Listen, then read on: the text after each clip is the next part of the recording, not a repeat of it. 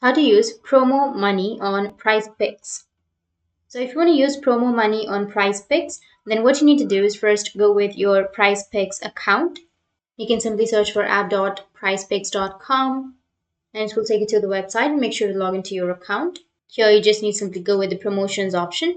Under promotions, you will have your promo money, and if you have an option of place entry, then you just need to simply tap on place entry under your promotions. So let me just sign in to my account. So once you go with the place entry option, just simply click on that and select the players of your choice, and under that you'll be able to find the option where it will show you the money available to you for promo money. Just take that particular box in order to use the promo money, and after that you'll be able to use your promo money, and that's it. That's the guide on how you can use your promo money on your prize picks. And if you have any questions, feel free to comment below. Thanks for watching.